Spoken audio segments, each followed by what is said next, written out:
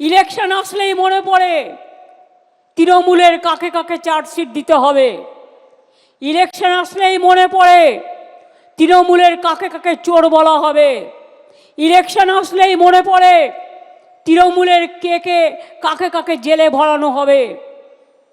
জেলে তো ভরেছেন অনেককেই, কটা প্রমাণ করতে পেরেছেন আজ পর্যন্ত? লজ্জা করে না? আরজিকর কেসের আজ পর্যন্ত সমাধান করতে পারেননি, কেসের পর কেস চলছে। কোন মুখে কথা বলেন আপনারা? আর বাংলা মনে রাখবেন, একদিকে বিহার, একদিকে ঝাড়খণ্ড, একদিকে উড়িষ্যা, একদিকে আসাম, অন্যদিকে ত্রিপুরা, অন্যদিকে নর্থ ইস্টার্ন, অন্যদিকে ওপার বাংলা। সব সামলাতে হয় আমাদের। সব কিছু সামলে বাংলায় যদি কখনো একটা ঘটনা ঘটে, 11 কোটি 12 কোটি মানুষ হয়ে গেছে বাংলায়, 11 কোটি তো হবেই। সেন্সাস হলে বুঝতে পারবেন, কারণ 2009-এর সেন্সাসের আজকে প্রায় অনেক বছর পার হয়ে গেছে, এটা কাউন্ট হয়নি। বুঝতে পারবেন যে আমাদের লোক সংখ্যা কতটা এক্স্যাক্টলি, কারণ আমরা পরিষেবা দিতে গেলে সেটা বুঝতে পারি। আমার যদি 9 কোটি মানুষকে স্বাস্থ্য সাথী দিতে হয়, 9 কোটি মানুষ মানে ইন্ডিভিজুয়াল পায় তার পরিবার অনুযায়ী, যদি আমাকে প্রায় 10 কোটির কাছাকাছি মানুষকে বিনা পয়সায় রেশন দিতে হয়, কারণ একটা অংশ তো নেন না, তাদের জন্য আলাদা একটা কার্ড আছে, তারা সেটা রাখেন ফর দেয়ার আইডেন্টিটি।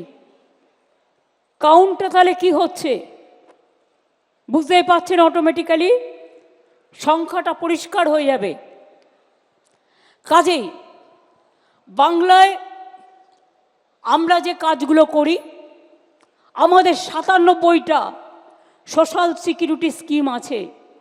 আমি অনেক সময় দেখি যখন আমরা চিৎকার করে বক্তৃতা দিয়ে বলি এগুলো, কেউ নজর রাখেন না, আর একটু কষ্ট করে কথাগুলো মানুষকে বলেন না।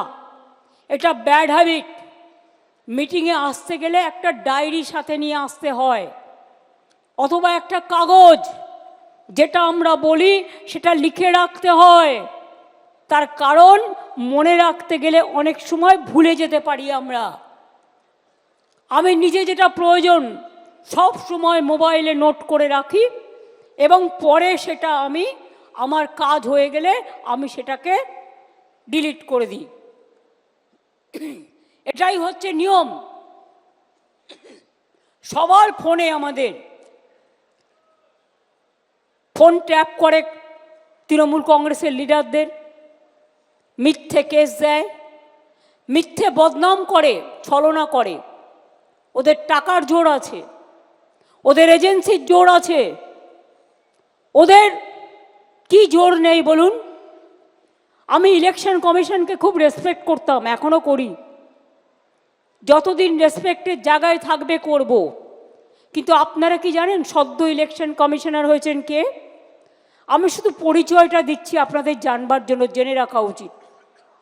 মাননীয় স্বরাষ্ট্রমন্ত্রীর যিনি মাননীয় সচিব ছিলেন ডিপার্টমেন্টের, কোঅপারেশন ডিপার্টমেন্টের, তার সেক্রেটারিকে করে দিয়েছেন প্রিন্সিপাল সেক্রেটারিকে, মানে তিনি ডিপার্টমেন্টের সেক্রেটারিকে করে দিয়েছেন চিফ ইলেকশন কমিশনার। টোটালটাই বিজেপির লোক দিয়ে ভরা। এই নির্বাচন কমিশন নিরপেক্ষ যতদিন না হবে ততদিন এই বদনাম কিন্তু থেকে যাবে, মাথায় রাখবেন। আমরা দেশের, আমরা সারা পৃথিবীতে গর্ব করি, আমরা one of the biggest Democratic country. কিন্তু আদপে কি তাই? সত্যি কি তাই? আজকে মহারাষ্ট্রে হারিয়েছে কি করে? ওরা ধরতে পারেনি। আজকে দিল্লিতে হারিয়েছে কি করে? ওরা ধরতে পারেনি। ওরা বাংলাতেও শুরু করেছে। বাংলায় আমরা ধরব এবং যোগ্য জবাব দেব, মাথায় রাখবেন। এটা challenge, it's a challenge. Will you accept that challenge? পেছনে যারা আছেন, গ্যালারিতে যারা আছেন, চারিদিকে আমার বাঁ দিকে, ডান দিকে, লড়বেন, জবাব দেবেন।